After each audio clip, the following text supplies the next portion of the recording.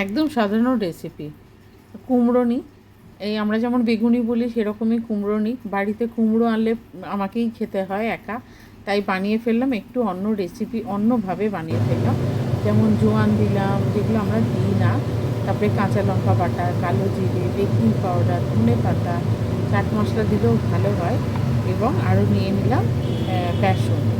বেসন দিয়ে ভালো করে জল দিয়ে মিশিয়ে, এটা আরেকটা ভালো হয় যদি আপনারা দুধ দিয়ে মেশাতে পারেন, তাহলে এত ভালো ক্রিস্পি হয়, খুব ভালো লাগে খেতে। ভেতরে কিছু না দিলেও বুঝবে না, মানে এত সুন্দর হয়। তো জল দিয়ে ভালো করে মিক্স করে গুলে নিলাম।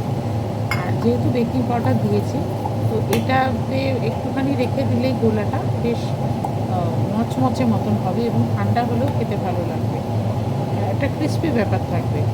ভালো করে গুলে নিয়ে তারপরে নর্মালি আমরা যেভাবে বেগুনি করি বা আলু নিয়ে আলু দিয়ে যেটা করা হয়, এই যেহেতু এর মধ্যে সব রকম মশলা পড়েছে।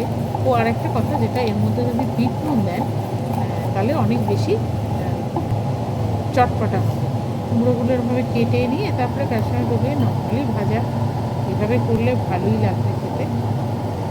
বেশ ঘন ঘন করে করতে হবে, তাহলে জিনিসটা ভালো করে কুমড়োতে বা আলুতে বেগুনিতে যাতেই লাগবে কেন, লাগবে না কেন, তো সেটা অনেক বেশি সহজে হবে।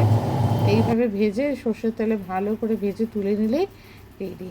আর বিকেলে মুড়ির সাথে খান বা সকালে ডালের সাথে ভাতের সাথে খান, তো খুবই ভালো লাগবে। আর এইভাবেই একটা একটা করে ভেজে তুলে নিলে বেশ ফুলেও উঠেছে জিনিসটা, আর তৈরি হয়ে গেল। তাহলে আপনারা এইভাবে বেগুনি টেগুনি যাই করুক না কেন, এই যদি এতগুলো মশলা দেওয়া হয় আর ওপর থেকে যদি একটু চাট মশলা ছড়িয়ে দেওয়া হয়, তাহলে তো আপনি মনে আর ভাগে পাবেন না। তো আপনারা এইভাবেই বানিয়ে ফেলুন। বাই।